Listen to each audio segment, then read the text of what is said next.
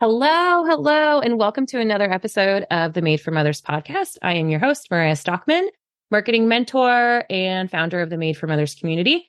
I am so excited. I have a very unique guest, and technically, he also has a unique guest because we are both podcast hosts. This is Tyler Ross. Hi, Tyler. Mariah, thank you so much for having me on. It's so cool to do what I guess we call Swapcast. I've got the Learning to Dad with Tyler Ross, which talks to dad entrepreneurs and parenting. And so you're making space for me to have this conversation. I really appreciate it. Yeah. So Tyler, like he said, he has a podcast for dads who own businesses. And this obviously is a podcast for moms who own businesses. And so we got connected through our mutual friend, Allie, which her podcast is live on our feed and she's amazing. And he reached out and he was like, hey, we're kind of doing the same thing, but for, you do it for moms, I do it for dads. Let's share an episode and talk about all the different facets of parenting and, running businesses, which is, I'll just leave it at that. So Tyler, tell me a little bit about what you do in your work life outside of obviously this podcast. I'm so excited to dive into this with you. Yeah, sure. Thank you. Well, I was born and raised in Warrenton, and I started a real estate brokerage in 2012. We just picked up our 13th and 14th real estate agent. I've got 2 staff people, so an office of 15 plus me, which is just an incredible group of people. I'm currently building a jiu-jitsu school with 2 friends. That's right. I saw that. That's bringing so cool. that to Warrenton, building a company with another friend who's a contractor, a decking company. And then, why not? why not? It's something to do. I got all this free time in addition to a little jiu-jitsu brand that I'm working on as well. There's always something. So I love it. Life has so many opportunities. And got the sense of urgency to chase as many of them down as possible. Oh, I love that. So you're a dad. Tell me about you. How old are your kids? I've got 8-year-old and 9-year-old Irish twins. The oldest is a girl, and they're the coolest kids on the planet, except for your almost 2-year-old, I'm sure.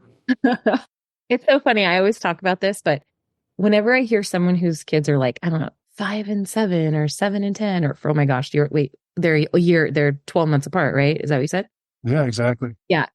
I'm like, God, you're in such a different season than I am. Like, what is that even like? Like, I don't even know. Like, I joke. I'm like, I feel like I still have to like sneak around the house because if my toddler sees me, it's like game over. Like, I don't even know what it's like to have independence kind of energy with your kids. And I know it's not ever going to be like real independence, but Henry, my son, is so into me right now. Like, it's just mom's here. And I love it. And I definitely battle this like, oh, this is so magical. And also at the same time, I'm like, this is so intense. It's like so intense to be needed and wanted and to be like the primary, preferred parent, like in such an intense, energetic way, because he's just, my son he's 60 miles an hour. I mean, he's a 10 out of 10, like energy wise, like he's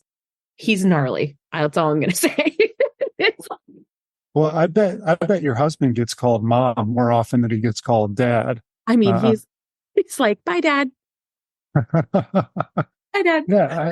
That's the one regret I have as a man. I love being a man. I love being on the masculine side. And, but the one regret that I have that I'll never understand is what it's like to be a mom. The amount of love that a child gives to their mom is, I see the double-edged part of it, and that like you're constantly being needed, constantly being wanted with really never any break. But in the same breath, I can't imagine what it's like to be loved that much by your kid. I know I think that when you're so aware of how beautiful it is, it's like, I think that that's a very easy door for the guilt to kind of sneak into, because you're just like, wow, this is so amazing. And then there's parts of you that are just like, screaming for internally or really, really needing like a break or, independent time or, just like alone time, and so you can feel, and that's just like a basic human need. It's not even, I don't require like a 10-day vacation by myself. I just want to go take a shower, like it's not like a outrageous request, but I at least battle with just like feeling so guilty too, like in those moments where he's so, so, so wanting me. And I'm like, oh man, I really have to go like answer an email or I really have to go take this call. I really have to like find some separation here. But that's just, that's just the guilt. We talk about that a lot on our podcast of just like the mom guilt. And I'm sure with dad guilt, you don't hear that a lot. There's so many things that you don't hear, these phrases, you don't hear them referred to, something. And I don't know if you have anything to say about this, but you never hear working dad. Like you just never hear that. You never hear dad guilt. Like you just like, you don't see it in memes. You don't see it. It's not like a turn of phrase that people are accustomed to saying. Mom guilt is something that you read on like any mom blog, any Facebook group. I'm sure you've heard it a zillion times, but I'm positive that there's dad guilt. And on the other side, it's like you never hear working dad, but you always hear like working mom, working mom, working mom. I'm literally keynote speaking at a conference called the Working Mom Conference. But it's funny because it's like, is there a working dad conference? Because there's a lot of dads who own businesses who are also juggling your kids running around the house while you're trying to remotely work. Like that's not just for moms, So anyways, it's like a funny little double-edged. I wonder if that's a result of like traditional gender roles over the generation of time, because women really started entering the workforce, I guess, after World War II. Like the dad worked, mom stayed at home with the kids. And as women entered the workforce, came the mom guilt being separated from their kid throughout a lot of the day.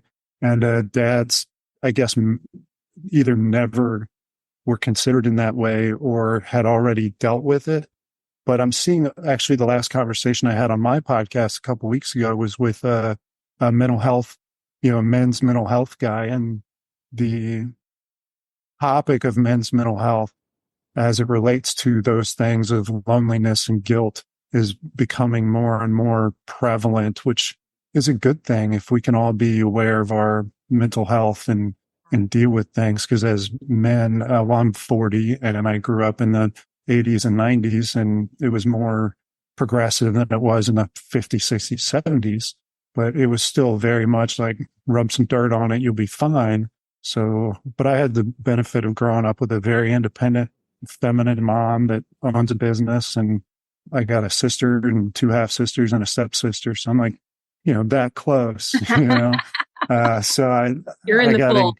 I got ingratiated as much as somebody like me could be, I guess. But no, I think that's a keen observation of yours and is a topic that'll probably get more and more momentum.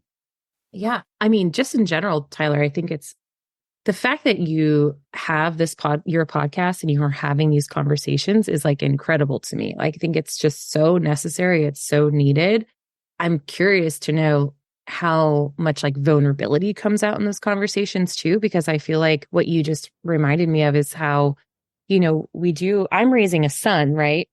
I'm very aware of wanting to raise, a really emotionally capable, expansive human being. Like I want my son to be able to talk about his feelings. I want all kids too. I want all human beings too. But I feel the weight of raising a future man in this world. And I feel the weight of, wow, like you're going to be someone's partner someday. And I know myself as a partner. I know myself as a wife. And I know the things that I kind of bring into our marriage that are based in my childhood and my upbringing and my experiences. And, some of it is like in, generational trauma. Some of it is just lived experiences, patterns of behavior and learning and all these different family systems. It's like that. I do feel that heavy weight. Like he's only 2. And I start to picture him in his like adulthood talking about his childhood, right? Like in some sort of relationship, whether it be friends or intimate. thinking like, what is he going to say? Like, what is he going to say? Like, how did we like damage him or ruin him or what is he going to be so proud of in us, And anyways, I have questions here about like, leaving legacies and things like that, but the legacy around business, but the legacy, that I really strongly like am just so intentional about is wanting a very like well-adjusted, well-rounded, deeply feeling, human being who can live in a world that doesn't always like respect a lot of various feelings, right? And to be like okay with that and to be able to process and to not dwell and not to resent and to just be able to move through and like have challenging conversations. And I feel like I feel like I married that in my husband. And so I'm grateful that I have a partner who will also be sharing some of that burden of raising a human. But anyways, all that to say, I'm so excited that you have your podcast. And I think it's such a gift for dads to be able to have these conversations that, it sounds like are, needed and maybe not like the norm in like the day-to-day circles. Like, I don't know what it's like to be a dad. I don't know what it's like to have friendships with other dads. I know that my mom friends are like therapists and I could not exist in the world without like mom friends to help me process like the weight of motherhood. Yeah, there's so much that you just touched on. There's it takes a village factor. There's the communication factor. There's the teamwork factor. There's the, raising a kid that, can share all of those things and be open and emotional, but also balance that with the ability to be independent and go kick ass, like, I how love do you, yeah, that. I don't know if you want to answer with you and your husband or if you want to answer based on the experiences and conversations you've had with your mom friends, but how do you perceive like the husband and mother role in a circumstance like that, where you're trying to build an emotionally sensitive and an empathetic individual, but also somebody that, you can smack on the ass and go get out there and do it. And I trust that you're going to be okay in the world. I love that. I do love that question. My husband and I, we are polar opposites in every regard. I'm born and raised in a very progressive beach town that is just so like woo woo. And I was telling Tyler before we got on to record, I'm from Santa Cruz. And I was like, just for as an example, like my hometown college mascot is like a banana slug. Like, I mean, that is like the least competitive, fierce pressure. I mean, if that doesn't say enough, I'm from this very like just kicked back beach town. He's from, outside DC that is just so go, go, go, go. We're different in every regard. And, honestly, before we had our son, I would say like, I'm worried that our environments that we grew up in are going to butt heads in how we parent because everything from like our politics, everything is different about us. I mean, we are like that I'll date myself in the 80s, but that Opposite Attract song, Paula Abdul. I mean, I'm also Yeah, 40, so there you go. I had that CD. Sang that in a talent show in 5th grade, by the way. But it's so fun to see how wrong I was in terms of that fear pre having the baby, because my husband like will send me these reels, like he'll DM me these reels, and it's all about like parenting theory. It's all about, ways to grow, like what you're saying, like an emotionally, state, like not stable, but an emotionally, I can't even think of the word. Available, maybe. Yes, like children who are like self-regulated. That's a great word. Regulated. That's what it is. Like I want Henry to be very like regulated in a world that kind of is hard to stay regulated in. But we both agree with this one type of parenting. And I will say like there's a lot about gentle parenting that we also agree with and we love. But we stand by and we have seen the direct benefits of safe risk taking. So people, when they're around my son, will be like, ooh, careful. Ooh, watch out. Oh, Oh, yeah. And I'm like, no, actually, he's like really good. Like he's good. Like from a very early age, he was risking and trying and climbing, safely, always with us there, but we're not like helicoptering around his like physical body, if that makes sense, in terms of trying things and experiencing in his environment. And we've seen this confidence in our son, even in an early age. We see this confidence. We saw him talk really young. So he's been talking since 6 months. And I'm not saying that there's a direct correlation with this, but I think that there's like a confidence and an independence inside of him internally because he is allowed to just like climb and explore and kind of live in his environment to the fullest. And we've done our best to create like the safest environment in our house. We have a big property. And so he's just like outside climbing trees, like, he's just like wants to climb all over tractors and things like that. So that's definitely one thing that I will say that we very much agree on. The other thing is whenever he has like fallen down or anything like that, we've never made a big deal about him like hurting himself. It's a big deal if my son hurts himself. Okay, haters. Yeah. Hey, listen, we've never made a big deal. We've never been like, oh my gosh, are you okay? Like, even if inside I'm like, oh my God, are you okay? But we've always done this thing where we go 1, 2, 3. And then at 3, it's so funny. At 3, he'll then start crying if he like is actually hurt. But now, as an almost 2-year-old, he'll like fall down real quick and he'll look at us and he'll go 1, 2, 3. And then he'll go, Mama, or he'll be like, I'm okay. I'm okay. It's all right. It's okay. Baby's okay. I'm okay. And he'll like talk himself through. And he's almost like reassuring us that he's okay. He's like, it's fine. It's fine. It's fine. That's what he likes to go. He goes, it's fine. And so I think having like these key sort of routines, I would even call them, that we share, that we do things that are similar, I think has strengthened us in parenting. Now there's things that we don't agree with at all and do very differently. And I think that that's just a very like mom dad thing. Like I cannot hear him cry if he's trying to go to sleep. We went through a sleep coach and did sleep training. That was amazing. But my husband, he's like, it's okay if he like cries for a couple minutes as he's like going to bed. He's just like trying to regulate. He's just settling. And I'm like, no, he needs to be held. He needs to be right. Like, it's like heartbreaking for me. But then I went down the rabbit holes of research and I've actually read it hits moms biologically different. Like they've scanned brains of moms and they've scanned brains of dads when their babies are crying.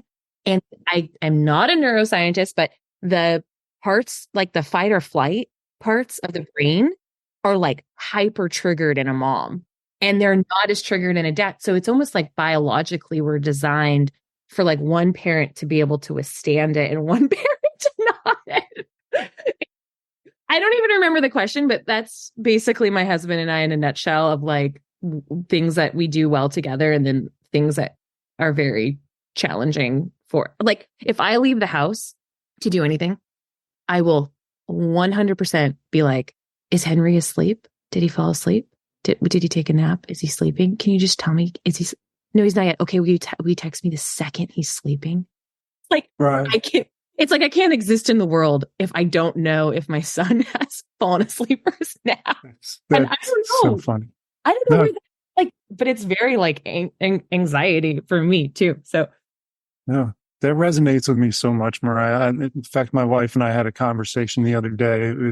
It ended up in a conversation. It was more of we were, I guess, disagreed over what we were doing with the kids. And, I fall into that same category of like being a little bit more, willing to see the kids take risks. So we were arguing, and it occurred to me in the moment that maybe my wife and maybe all moms are predisposed to nurturing and taking care of your kid and keeping them safe and being, that always there for them. And because you have to be, the second that kid is born, you have to be. And then maybe all dads, maybe it's feminine and masculine, whatever it is. My job is to keep her from doing her job. My job is to untether them from one another. And it's in direct conflict with everything my wife was built to do. And so there's going to be so much strife that comes from that relationship. but we in that moment acknowledged that we were pulling on the same rope. Like what we want is the very best for our kids. Yeah, And in the like, same direction. Yeah. yeah, we're just Yeah. going to, and that there's going to be a transition where those kids are out of the house and they're independent in the world. And you hope that, not only are they, good people, but producers and add to the value of humanity as a whole. Like, what else are we doing here if not just trying to improve humanity moving forward for generations to come? And there's roles that we each play. And in our house, hers is protect and nurture and care for. And I feel like mine is, you stop that, Sarah. You got to let her, you got to turn our kids around, face them towards the world and go, you're going to be great.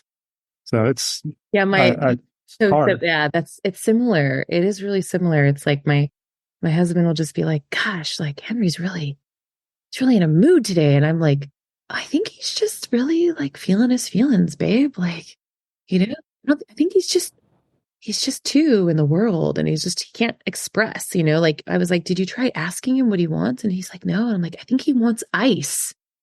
Just give him an ice cube. And I think your whole morning with him is going to change, because it's like, we're still in that like language, right? It's like a couple nights ago, Henry said to me, stop that, mom.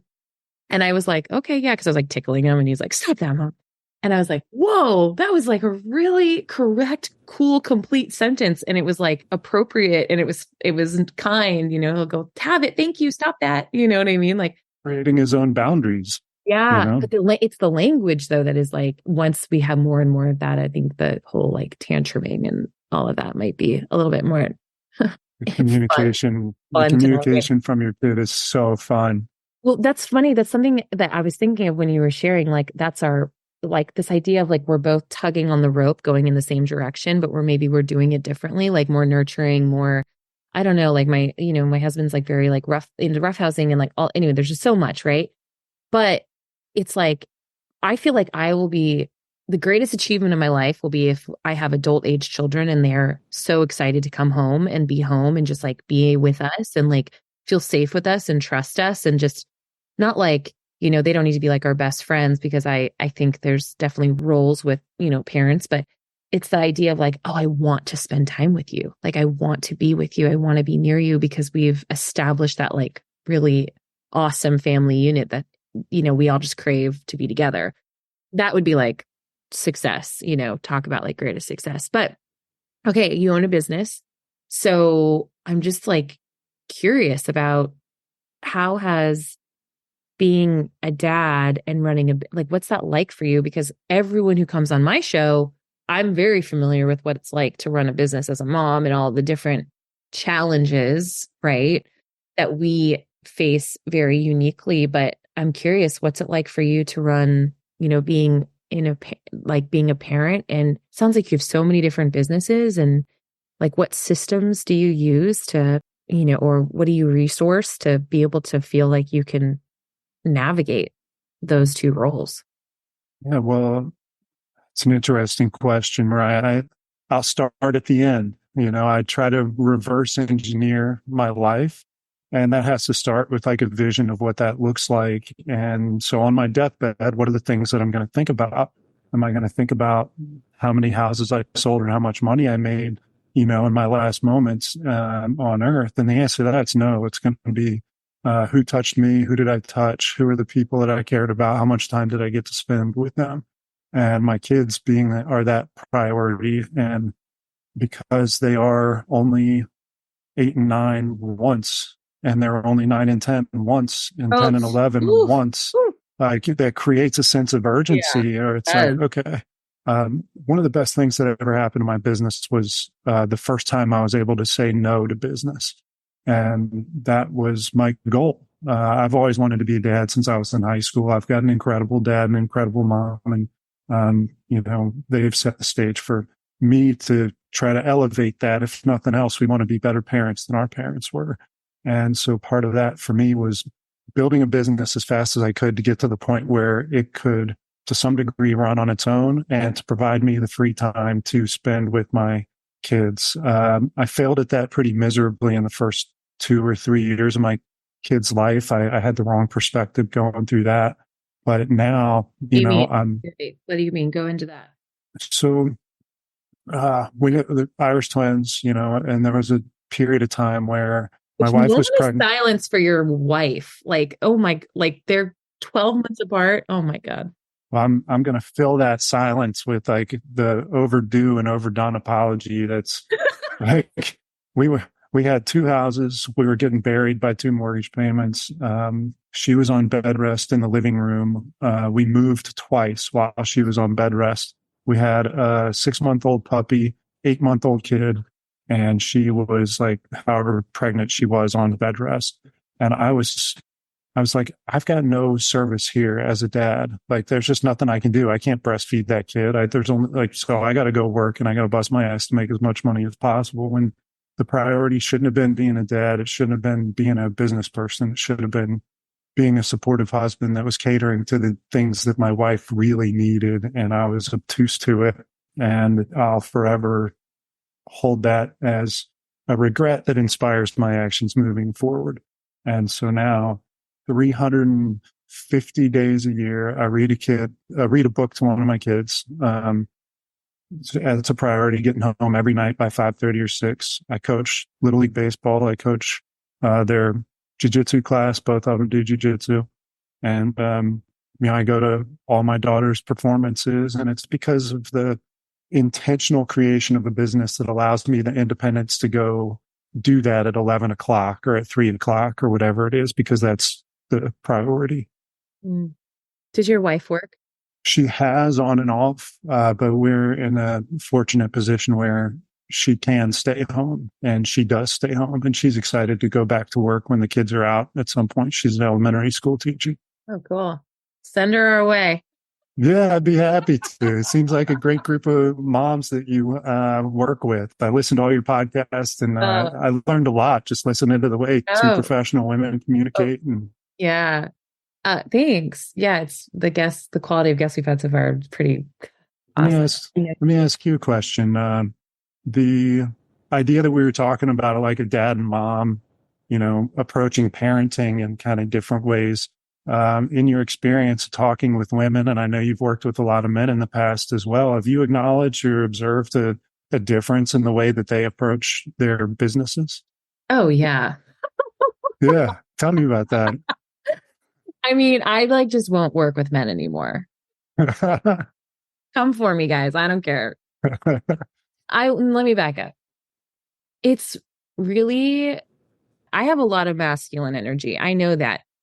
I also have feminine energy. I feel like I'm pretty like balanced in that sense. I've done a lot of work and I've been in a lot of spaces with people who are focused on that as just experts in that field. And I've done a lot of like internal sort of personal development around and professional development around like my strengths and weaknesses. It's funny. I do not know my Enneagram and I do not know my, what's the other one? Human design. I'm not like a professional development junkie. And I don't think you have to be a junkie to want to know those things for sure. But it's funny because I have this friend, Trisha, and she never listens to this, so she won't hear this. She's like, I am just send me your birthday and like the time you're born so I can do your human design. I'm like, okay. And then Allie literally starts her podcast like, well, I'm an Enneagram 4 for anyone. And I'm like, I'm so not like that. But I've done work around this masculine and feminine piece. And so I know that I can bring both and I know how to source either one of me. Something happened when I had a baby, though, where I was very, very aware that when I'm in meetings with men, or I do a lot of contract work for corporate, and my point of contact in a lot of those contracts are men. It's like I feel like I have to put on a face or I have to show up differently. It's like it does not feel as authentic for me. Where when I have meetings with moms specifically, it's like it's almost like this like sigh of relief, and I can feel it like on both ends.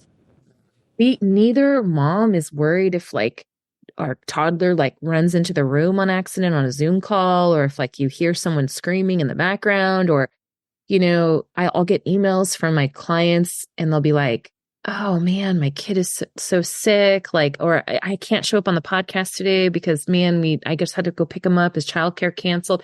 There's just this like, there's just this like shoulder to shoulder kind of like thing, and it's very unifying. And then on the result of that, like the product of our work together, I feel is so much more like valuable and treasured and better because I feel like there's like a different buy-in. Like I really, really want to see my clients succeed because I know I'm walking in those same shoes of I want to be a successful entrepreneur because I'm very purpose driven. I'm very passionate about the work I do, but I'm also simultaneously always thinking about my baby and I'm always thinking about motherhood and I'm always wanting to be the best mom.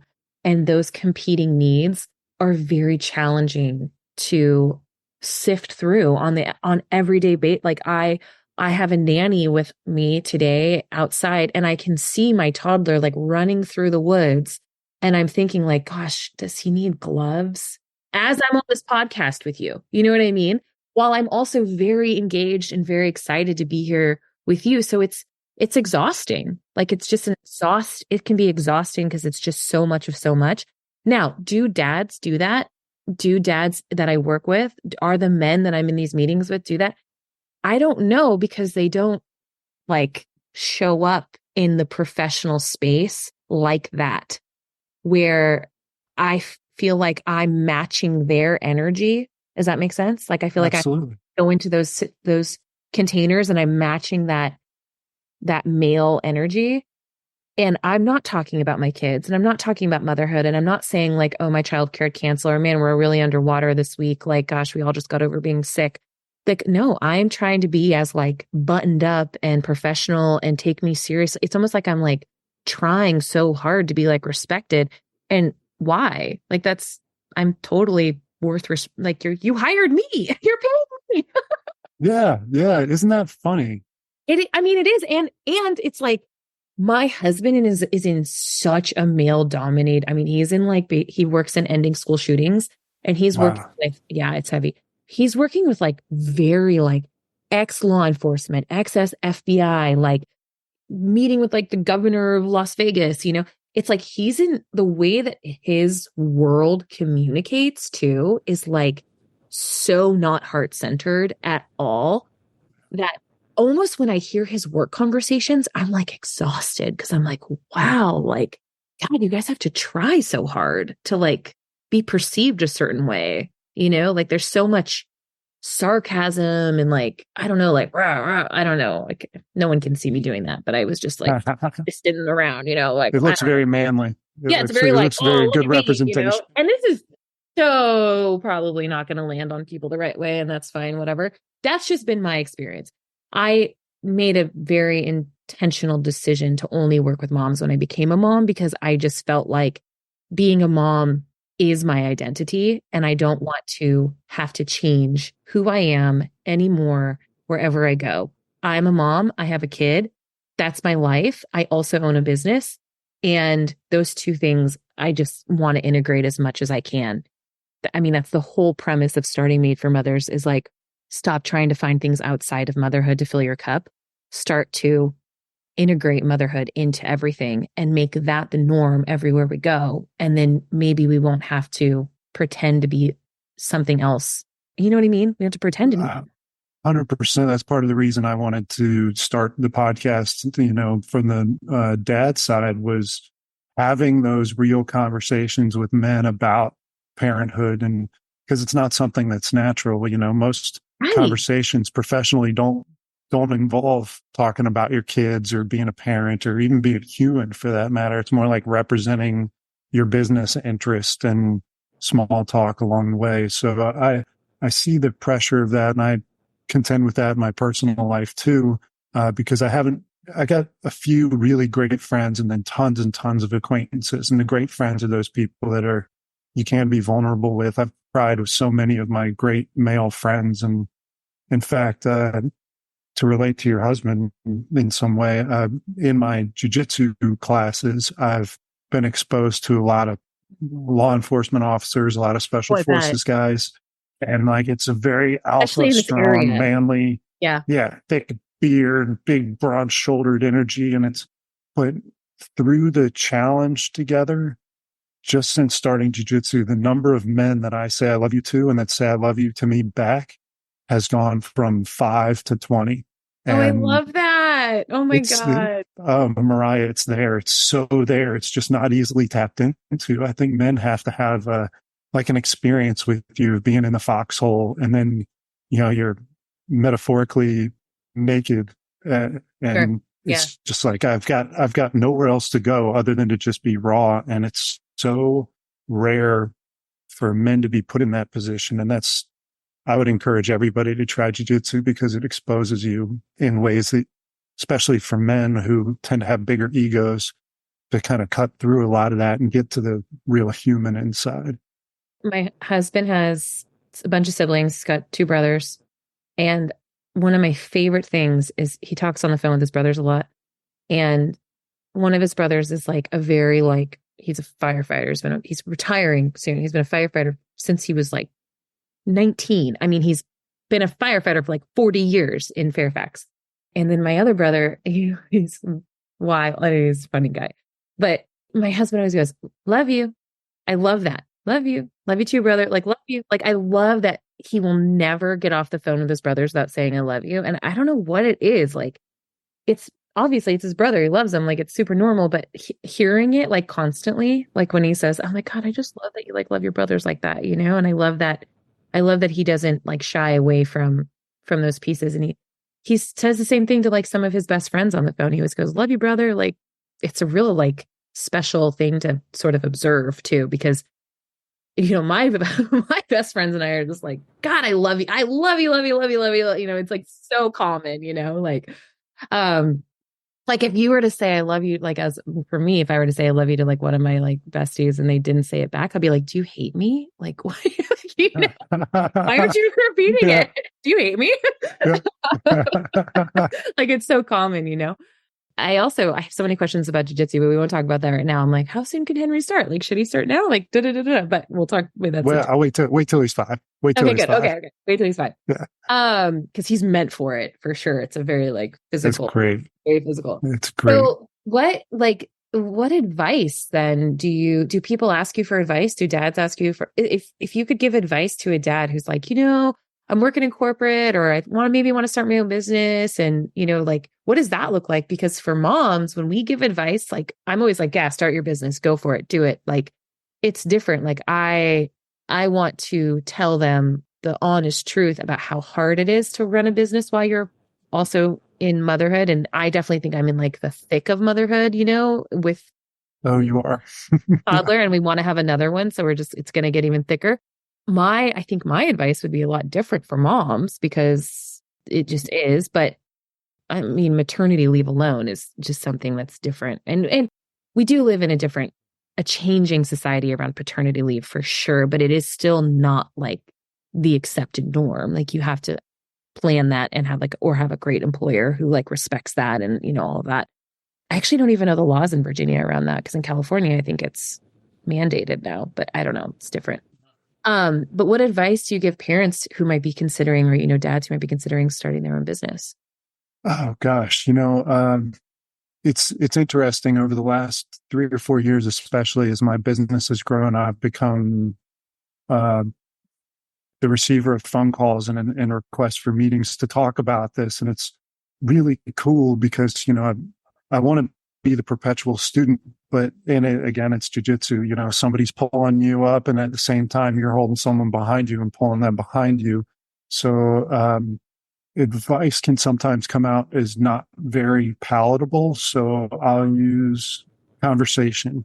I find that a lot of people already know what the right thing is to do, and that the best service I can provide is to encourage them to get out of their own way and help soothe the burdensome or toxic or or the thoughts that aren't serving them in the path of something that they clearly want to do. And then it's just sharing experiences, anything that helps someone see a little bit further down the road ahead and prepare for it. Because we all have comparable obstacles and checkpoints that we ultimately hit.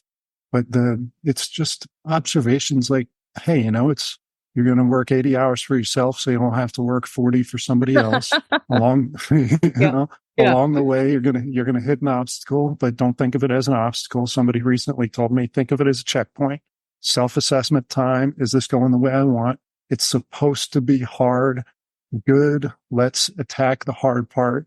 And you get through the hard part, and it's easy for a while, and then it gets hard again. And so I think it's just setting it's informing somebody of what sort of expectations they could have. So that's probably the thing that, the advice, if you want to call it that, that I give most often. How about yourself? I know. It's like so different. I'm like, Yeah. well, What, what's what your kind of, like, childcare what look somebody, like? I'm like, what's your childcare look like? What are you outsourcing? Like, what are you charging? Like, do you have a good CPA? Like, I also, what you said about giving encouragement versus giving advice is very true. I think that the fear mechanisms are the same. Like, it's this fear of not enough. It's this fear of, oh, no one's going to want what I need. Right. And it's like, well, unless you're an elephant trainer, everyone's going to want what you need because you have this idea and it's probably pretty calm. Like, something we hear a lot is like, oh, I can't be a graphic designer because there's 100,000 graphic designers. Like, who's going to hire me? It's like, well, if there's 100,000 graphic designers, there's a Starbucks in every corner. Like, come on, there's a need. But for moms specifically, I think it's unique and interesting because every single aged child is going to be a different season of parenthood and business. My business has to look a certain way right now because my son is not in daycare. I want him home with us. I mentioned a little bit earlier that my husband works in ending school shootings. So we have a very unique perspective around our comfortability level of putting Henry into public school and daycare and things. Like, there's a risk assessment there that my husband's going to have to sort of process, and I'm going to have to support him in processing as our comfortability level when we get to it. He would prefer us just to homeschool completely all the way through. And I loved public school. He was homeschooled. I was not, anyways, just various I have things. the same conversation with my wife. Yeah. Yeah. And it looks different with homeschooling now. There's so many cohorts and things, and there's different alternate things. But the idea of he's home, we have to source childcare in order for me to work, which is interesting, right? There's still that dynamic of if I want to run my business, I have to have childcare because my husband has a more traditional job where he works for an employer and he travels a lot for business, and it's very spur of the moment. And he just told me today he might be gone for 8 days, and it's okay. And then the whole world goes into a tizzy in my mind because I have to do so much coordinating. So I talk to moms a lot about systems to be able to run a business that may look different than someone who doesn't have kids. I also talk a lot about if you are following experts online and you're taking their advice, I would, confirm that they have children. Yeah. Right. 100%. What works for them in their day to day. And I just had no idea how much free time I had and how much time I didn't understand our relationship with time until we became parents, and how much time we trade for things. That's what I'm always focusing on is I'm trading time to do this. I'm trading time away from Henry. I'm trading time away from my own self-care. I'm trading time, with my husband to grow a business. And so I think the kind of, I guess, advice, suggestions I would have is childcare, whether that be if your kids are in school at that age, what happens after school, make sure you're not doing anything in the evening, setting yourself up to not add more and more of that mom guilt, right, around balance and time. I say find a village quick, because my mom friends who don't have businesses are fantastic. I can love them. Excuse my language. This is now an explicit episode. I love them. They can't relate to having a business. And so that's hard. And also, I'm like home all the time running a business. So it's confusing because it's like, am I a stay-at-home mom? Am I working? Like, I don't know. It's like a different thing. But my friends who own businesses who don't have kids, I also can't relate to. Like, I don't know what it's like to be able to just go to like 10 conferences in a year. And that looks so great. I want to go to LA. I want to go to that conference. I want to go stay in that hotel in Nashville with your 10 friends. Like, I have a kid. Like, I don't have that level of flexibility today. So I think finding mom friends who own businesses, AKA made for mothers, hello, but like finding that support group of people who are in a similar season and who have similar competing needs means so much. I think it just means so much. And I think that you are more likely to express and get vulnerable around the type of success you want to have and not feel like ashamed. Like, I'm not ashamed that I want to like have like a multi-million-dollar business. Like, that doesn't make me a bad mom, you know? Yeah, kind of circling back to advice for people, and with you talking about seasons of parenthood and the season your kid is in, something I would suggest to anyone that's getting into business is just identifying that your business will also have seasons. And, coming right out of the gate, you're going to be super motivated, highly motivated to go and kick butt. And that motivation only lasts for so long. So you have to really lean on your discipline. And for you, it sounded like systems and protocols and things like that, because it needs to be sustainable. You don't want to get burned out, at least not often. And if you do get burned out, you want to have a system or a set of disciplined actions you can take to keep it sustainable. So for me, my business's peak earning years are going to be after my kids are older, because what I'm doing now is sustainable. I'll keep doing that. And then when the priority isn't my kids anymore, then the priority will be my business. I have the flexibility to do that now, and not everybody else does. But just, that reverse engineering again of what's it look like in 5 years, 10 years, 15 years, and integrating that with what your home life looks like too. It is like the most common conversation around burnout too. And what I heard you just say is you can't just rely on the adrenaline of launching, because the adrenaline in the beginning, whenever you're launching anything, it's real. It's true. Like, dopamine is a real thing. It feels good. Feels good. I'm a perpetual launcher. I love to launch, and then I have to get into that maintenance stage, and that can be kind of hard for me because it's just so monotonous. But if I can be deeply rooted into what I'm passionate, if it's aligned, the burnout tends to not, creep in as much. But I think for moms, and it's like peak burnout too, just because of the ability or the lack of ability around self-care and self-regulation and burning too much of the candle at both ends. So yeah, the systems are huge. And I love what you said about discipline, because I also know for sure when you're a creative entrepreneur, you want more. I want to do the podcast. I want to do the course. I want to launch this. I want to add this.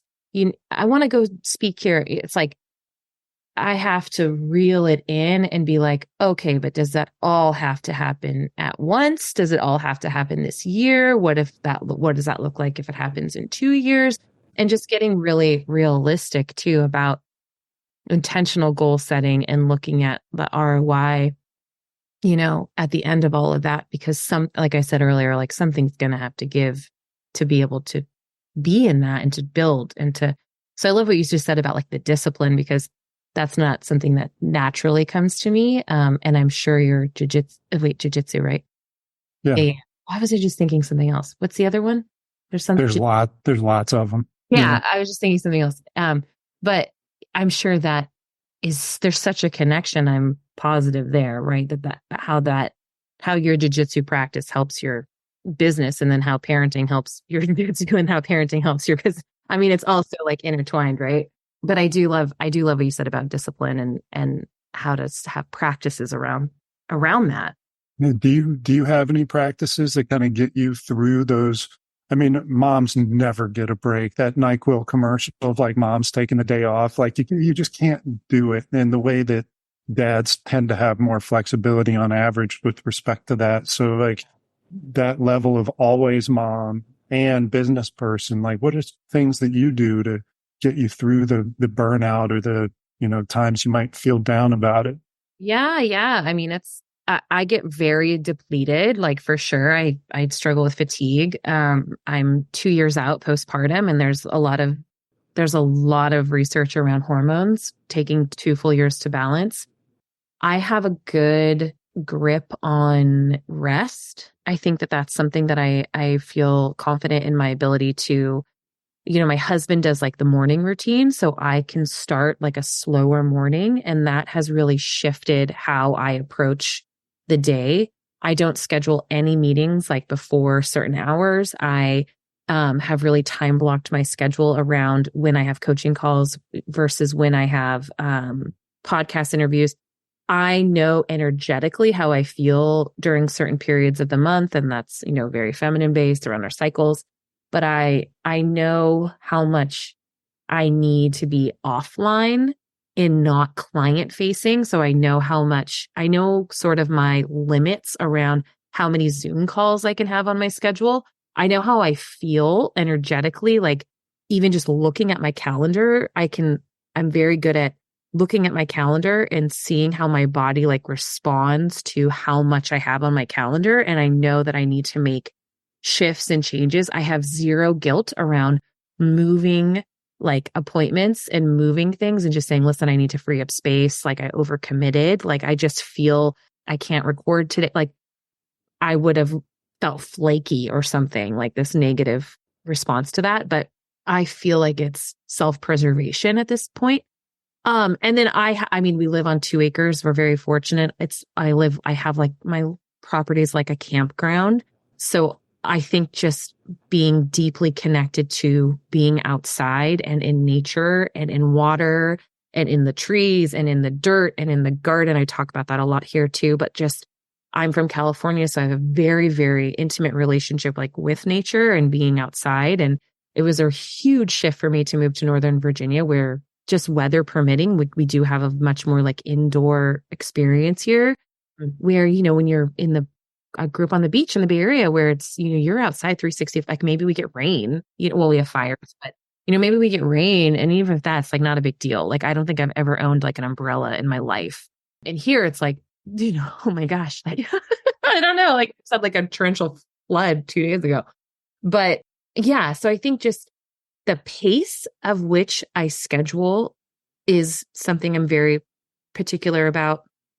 And then making sure I have time with my family or with myself that's, connected to being outside and like real natural elements, because my life can be very like digital. And like, yeah, of course I want to see my friends more. Of course I want to work out more. Of course I want to go to the farmer's market. Of course I want to go on vacation with my family. Like, I think I just am aware that I can't have it all right now. And I'm okay with that. Like I can't talk to like every single one of my best friends in California for many hours a day, every day. Like I can't go out to lunch multiple times a week with girlfriends or, people I really love. Like it's just, I'm not in that season. So it's either like my son, myself, my business, my husband, or God forbid, laundry, like the house, so something's going to give at all times, and I think just creating more space has been a game changer for me.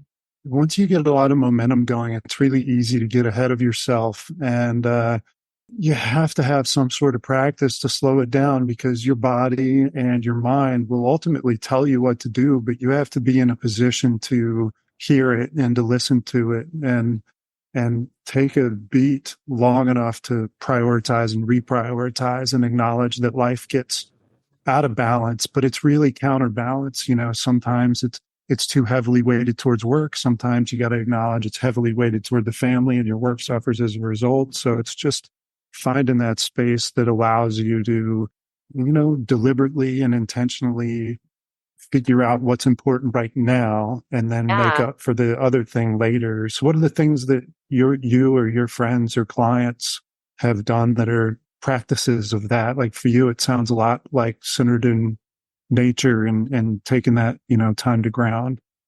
I think, well, for me, it's like, it's literally like moving my body outside, like for sure. That's a huge one. But it's also the quality of the work I'm doing. I really want to do work that's energizing and doesn't feel energetically draining. Yes, there are a lot of mundane admin associated tasks that are energetically draining. I'm not going to get away from like answering my email. I do not like writing emails. It's like one of my least favorite things in the entire world is writing freaking emails. I don't like a lot of meetings just in general. I don't even take sales calls anymore. I just said this at our Made for Mothers meetup on Monday. I have completely eliminated sales calls. So if you want to work with me and you want to work within like marketing mentorship or I call it biz therapy, but if you want to work with me one-on-one, like we can voice memo back and forth in Instagram if you want, or we can send a couple emails back and forth. But I used to spend so much time on sales calls. When I really did an audit of how many sales calls, I had a very high conversion rate. So for sure it was worth it. But the time that I gave to that was just wild. I mean, also, I recognize how I feel when I get off of those calls. I am completely drained, like completely drained. And I have to give so much of myself in that space that I made the conscious decision to just like eliminate even from my calendar. Like you can't book a virtual coffee with me or, 30-minute clarity call because they were never 30 minutes. They'd always be like 45 minutes, an hour. And then it's a lot of like me giving away for free, which is totally fine in a different season of life, but I just don't have that capacity right now. And because of that, I think the quality of my clients are better because they don't need a lot of like me to sell them. They just have been watching or listening or seeing, or it's a really like solid referral that those leads that come now, they're already like primed. They already know they want to work with me. Does that make sense? So that's been a huge shift.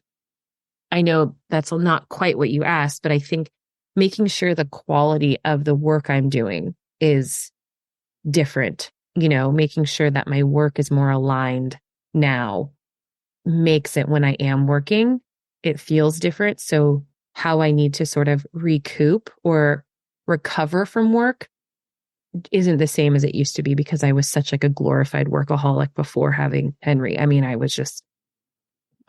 I wanted to do was work. All I wanted was more and more and more. All I wanted to do was build. I was so hungry for sure. I am That's now too, but it's totally different. I have a total different mindset of like, oh, it's all just going to build. It's all going to be great. It's all going to work out.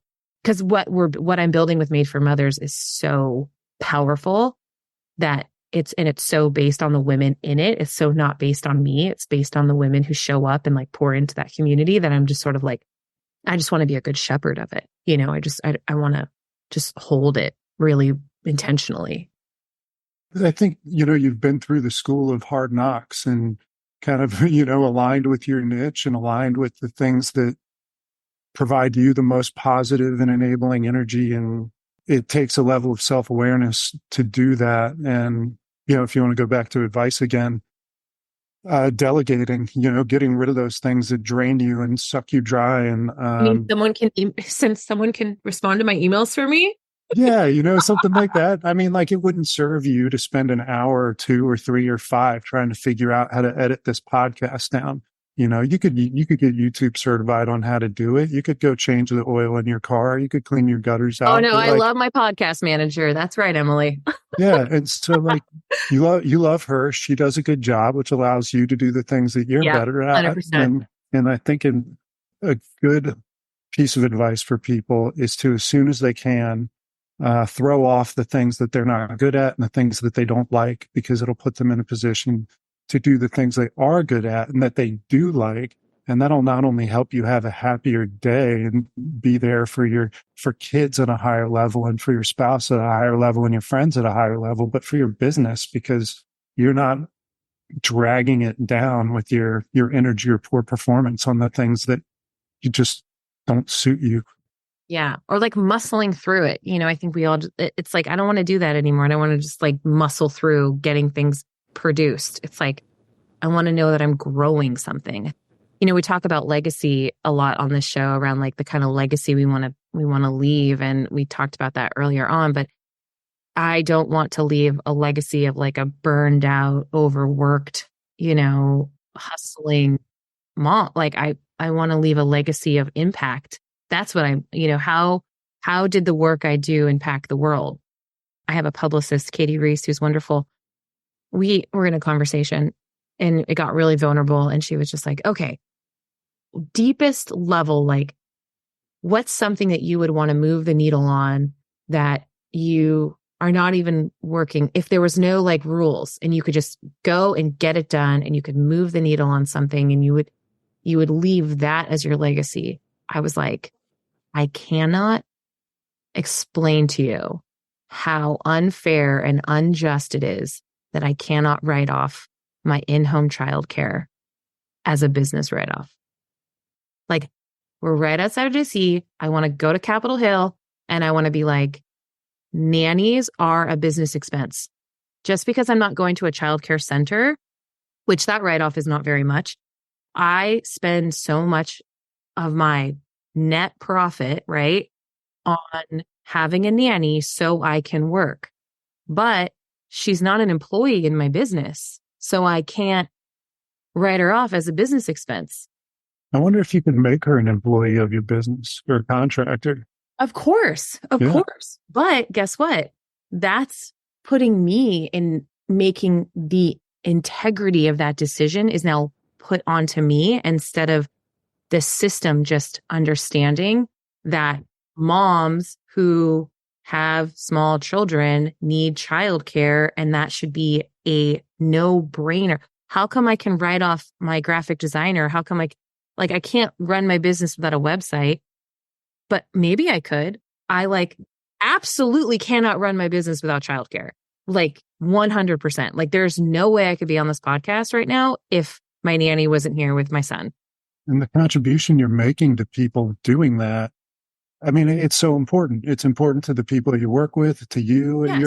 You're a producer in the world, and to disincentivize people from adding to the world is a bad thing. Well, it's also it's such a archaic notion that all families put their kids into childcare centers at a certain age, and then that is considered, you get a tax credit as a family with that. So anyways, what you had said was, why don't you hire as an employee, right? That's true, right? And any good business owner would have that same thought. And that's the same thought I have. And, I talked to my CPA about that. And it's well, you just have to hire her as a personal assistant. And it's but in my mind, I'm but she's not my personal assistant. She's not an employee in my business. So now I have to make that conscious decision to shift around my integrity or around stretching the truth to the government, which, whatever.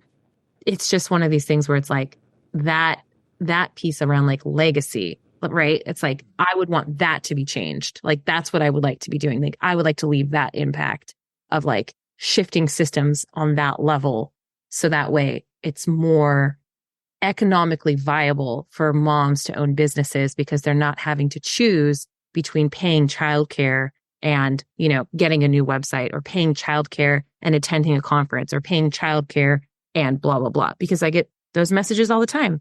Oh, I can't invest that into my business right now because our childcare expenses are just astronomical. Isn't it funny the conflict we can have in our own head? Because I suspect you started your business because you want to be outside the box and you want to disrupt the system within which you're working to make it better and leave an impact in that way. And at the same time, we hold it in a different way, thinking about another system that's trying to exert control over us as opposed to working within it. But the desire to bucket, I completely get that. Totally. It's so funny. It's like we want all this like flexibility and freedom, and then we're also like so chained to certain things. For sure.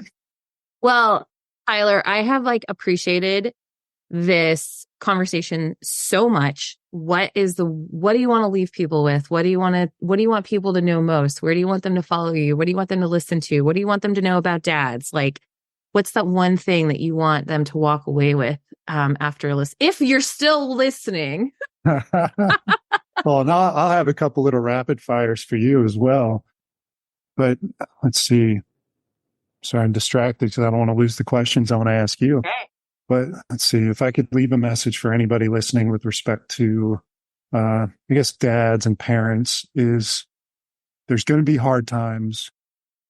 Give one another the benefit of the doubt that you want the same thing. When someone says something, take it in the best way, not the worst way.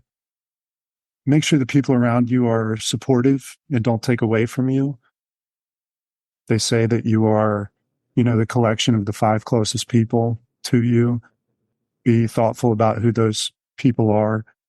Love with all of your heart. Tell people that you love them, and treat people the way that you want to be treated. Oh, I love that. I'll ask you a couple little rapid fire questions.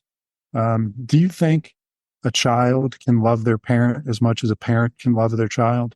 No. No. I've never heard anyone argue otherwise. No. No way. I had no idea until my son was born.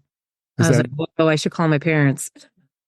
Right? It builds some empathy for your parents, doesn't it? Oh my gosh. Yeah, I was like, "Whoa!" Like, no. But I think that the moment that they become a parent, then the love they have, the minute Henry becomes a dad, I think his love for his dad and for me will like transform deeper. It's just that we have to wait, X amount of years for him to. One day Henry's going to realize that you're human, that you're full of inadequacies and weaknesses and vulnerabilities, and that'll be an interesting time as a parent when your kid goes, "Oh my God, mom and dad are human." Oh my gosh, I remember that distinctly in my own parents, but I also think it's by nature, by design of if he were to have the type of like mama bear, fierce, protective, freaking, I would jump in front of a car for you love that is just heartbreakingly beautiful and blinding. That love is so intense to have for him. He would never leave us. He would never want to go to college. He wouldn't, if he does that, probably wants to be like a farmer, like our family, but it's like, he would never want to go study abroad or kind of be reckless, which I hope he is at some point too, and expand his wings, however those cliches are. Like, I think because I never want to leave him. So it's like, if he were to love me, like he would just live in this house together until one of us dies, like, the best thing for him is in direct conflict to what you want. 100%, 100% every day. And you see it just a little bit more every day as independence. Who's one of your favorite fictional moms, like a book or TV show, movie? Who pops into your head? Favorite moms. You know what? It's going to sound, two moms come up. Okay, listen, I love Lorelai Gilmore. Like, I love the Gilmore Girls. Like, I think I've always like loved how close and fun and funky, but safe and communicative Rory and Lorelai relationship is like, and it's unique because she was a teenage mom on the Gilmore Girls, but so it's different. But I don't know if you're out of the season, but do you guys ever watch Bluey? Oh yeah, we were out of the season, but we watched a lot of Bluey. Listen, in fact, that's the regular dance in our kitchen. Oh yeah, for sure. Yeah. For sure. Like that parenting style, whatever that is in that mom and dad, like I love Bluey's mom. Like I love her like soft, nurturing, but fun, but kind of strict, but like, and I love there's this episode where they go to the pool. I don't know if you know this episode, but they go to the pool and she goes, "Do you have the pool bag?" And dad goes, "No, I know it too well." Dad goes, "No, what pool bag?" Dad goes like, "What pool bag?"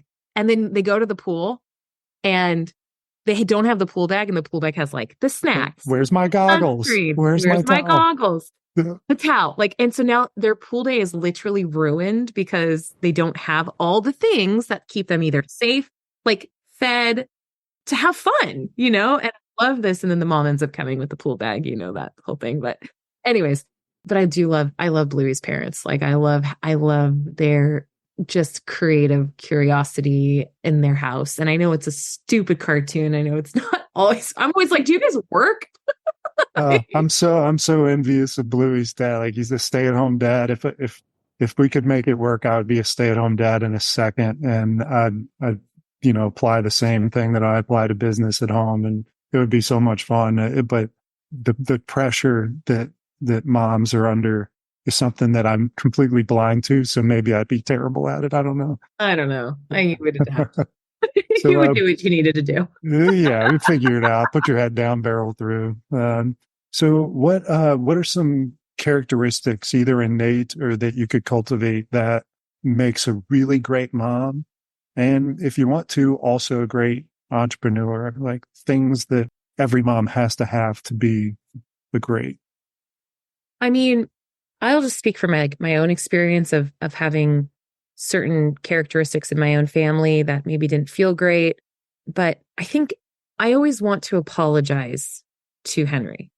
I want to show him when I'm sorry and when I've made a mistake and ask him for forgiveness. It could be something as simple as like, oh my gosh, I took your water bottle from you too fast, or we can't do what you want to do, or I've bumped into you. I'm always really intentional about like getting down on his level and saying like, oh, I'm so sorry. I didn't mean to take your string cheese from you. You weren't done. Do you want it back? Like, what can we, and I give him a big hug, and I want him to know that I'm not like above his feelings or above, the respect he deserves, even at such a young age. Being able to say that I'm sorry openly and freely and without any like needing any response back is a beautiful trait that I've learned through my husband, who's just very, very well versed at that. I'm But saying I'm sorry. just like Yeah, apologizing, just like, sure. like starting a process of like conflict resolution or amending, or like not having to walk around. No one in our house has to walk around in any hurt ever. Yeah, We just yeah, don't. that's beautiful. We don't have to walk around with a hurt. It's so opposite of what I grew up with. And it's so opposite of this idea of like ego and self-awareness, right? I think every mom is a good mom because they're doing it first and foremost. But I don't speak for all moms, but for me as a mom, I want to be able to show Henry that being vulnerable is really strong and really beautiful. I want to be self-aware enough so that I can see how my behavior impacts the rest of the world and more importantly, my family unit. I just don't want to have him grow up faster than he needs to. I want to shield him and not shelter him, but I want to shield him from things. And if that means like we're really battling, like not giving him a phone at a certain age, or if that means we're really battling him, not, being very protective around types of conversations we have around him, like I want him to be in his childhood for as long as possible. That's what I really, really want. And I see the kids today grow up so fast. Like they want to be like, I am around 10-year-olds a lot in our family. And I'm like, gosh, it's just, where did your childhood, like, why do you know so much about so much, like in the world, like it's so heavy out there right now. Like, I just want him to be in the woods and imaginative and, carefree. Cause it's like, once that bubble pops, it's like, there's no going back in, and I'm sure you're right in that sweet spot of that age bracket where that gets really tricky. Because social It media is. is real. YouTube, they all want to be like close to YouTube and stuff. And it's just like, yeah. Just like our parents, we have no idea what the world was like when they were our age. And we have no idea what it's like for a 2-year old growing up in 2024, or an 89-year old. Like, I can't relate to the world at all. It's just a different planet. So yeah, and definitely not understanding it makes me want to protect them from it also, and make them as resilient as they can possibly be for when Yeah. I can't do it anymore. What about you? What do you think are the qualities for yourself as a dad? I think honesty, and that only comes with vulnerability, a willingness to be wrong, a willingness to apologize, and communicating. We try to, we'll often argue in front of our kids, Yeah, and intentionally. my husband has feelings about that too. Like seeing conflict, seeing resolution is important. Exactly. And sometimes we'll get into it, and like one of us will go, I'm not in a very good place to have this conversation. I need to it would be bad and disadvantageous to both of us if we continued this conversation right now. Give me 5 minutes. Let's start over again and come from a better place with this. So patience, resilience, because you have to be resilient, because you're partnering with someone that's your kid and your spouse. You have to be resilient because you're going to have hard conversations and you can't shy away from them, and you have to be forgiving. If you can forgive yourself and not hold on to hate or resentment, grudges, life will be happier. I love that. And it's a work in progress. You can't be it all at once. And just sort of just getting rid of the measuring stick too at times feels good. Just being like, you know what, we did the best we could today, and tomorrow we'll try again. And we did the best we did today. I always say to Henry, I said, you're the best of everything, and tomorrow you're going to be even better. And I always tell him that. And and then he goes, so happy to see you, Mama. I love that. Okay. I know, it's like always at night when I put in a bed, he always goes, I'm so happy to see you. So happy. Is that not the best? The unsolicited hugs, the unsolicited love. It's I great. know. It's just, that's why I'm like, I love you more, Henry, than you'll ever love me. I know it. You won't understand until you have kids how much I love you. I know it. I got one. Yeah. If money, time, space, no object, what gift would you give to every mom on the planet? It could be a thing, it could be an experience, it could be a feeling, just a gift that you could bestow upon every mother. I would just say, there's so many things, but I think what comes up so often for me is like, yes, we're all tired. Like, yes, we all want self-care. Like, there's so much competing demands constantly, but I would want every mom to like have real community, like real friendships, like real mom friends, like real deep, meaningful, honest connection, so that we don't feel that we're ever on that island ever again. Like that, I think, was such an isolating challenge during postpartum. It's an isolating challenge when you're an entrepreneur, and it's an isolating challenge when you're in different seasons of motherhood than your friends. Like I'm nap trapped by a nap schedule. My friends who have school age kids can go do things at 11 a.m. and their kids are in school. I'm still on that. Oh, we got to go. We got to get them home by 6:37, because we're on this like sleep schedule, So I think, sure, like my response, I want to say something like that. Every mom knows they're doing a great job, like for sure, for sure. But I think at the root of that is knowing you're doing a great job because you have people in your life who are constantly fucking telling you that you're doing a good job. Like, and that's what my mom friends tell me. Like, I will never forget when Henry was 6 months old and he fell off our bed because he was, just crawling. It happens. If you're a new mom, it's going to happen. I don't know how many of your kids fell off a bed. It's horrifying. I mean, it was a horrifying moment. My husband was traveling. He was out of town, of course. And I texted my friend Lauren, who's like my best friend here, and our kids are best friends. And she didn't even tell me, like, she didn't say like, it's okay, you're okay, he's okay. The first thing she said to me was like, oh God, I'll never forget when Georgia fell out of the cart, like fell out of the shopping cart. Like she went straight into, You're I not did the alone. exact same thing. And, it wasn't even like, she wasn't trying to like make it okay for me. It was just, she was just making me feel like how not alone I am.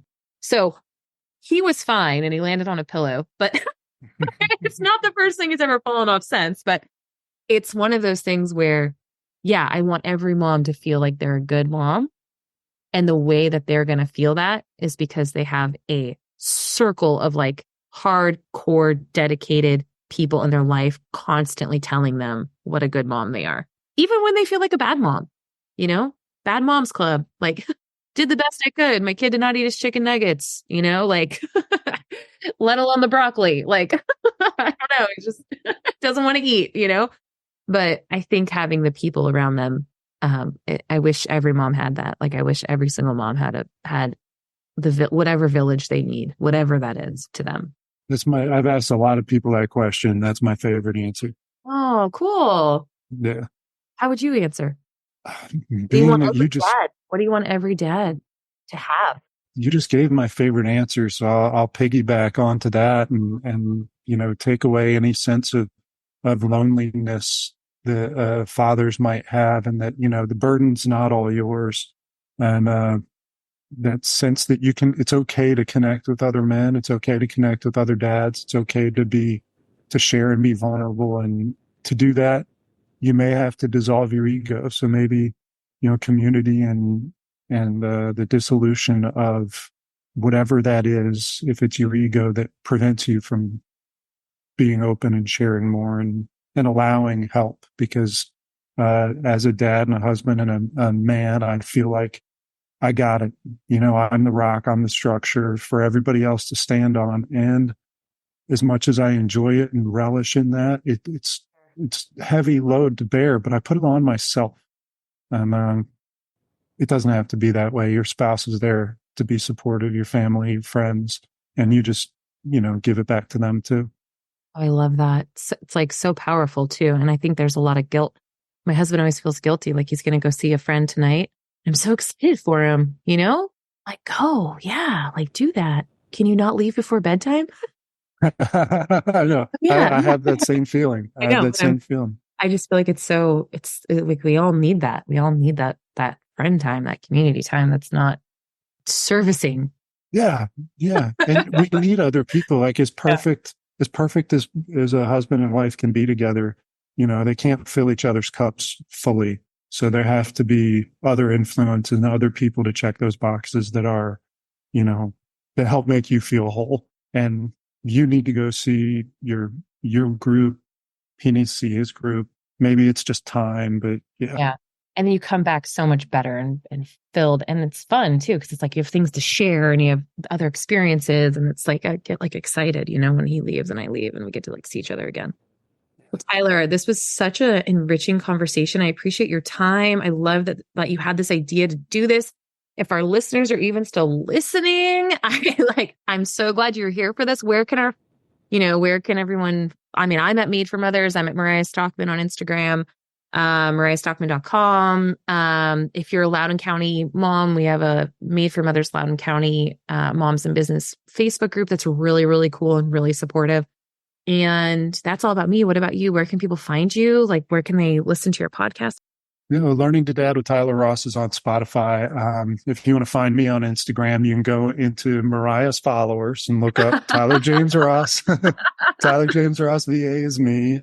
And, I want everyone, if we're going to post this on Learning to Dad as well, to follow Mariah. It's been just so much fun to talk to you and meet you for the first time. It doesn't feel like we've met for the first time. I know. I love that. I love that. Yeah, And great. what our listeners didn't get to hear, or maybe they will hear a little bit, is Henry being on this podcast with us for a little bit. Oh, that'd be great. Yeah, I wish my kids were If here. there's an awkward gap in the editing, it's because my toddler came into the room and was not happy to leave. But, well, thank you so much for tuning in to the Made for Mothers podcast. How do you sign off yours? Yeah. Thanks for tuning into the Learning to Dad podcast. Yeah. How about that? anything that we said that might be valuable will be in the show notes. And we can't wait to talk to you all soon. And I hope this conversation is encouraging and enlightening and helps you, go out there and create the village that we all so desperately need. So thank you again, Tyler. Bitches and love.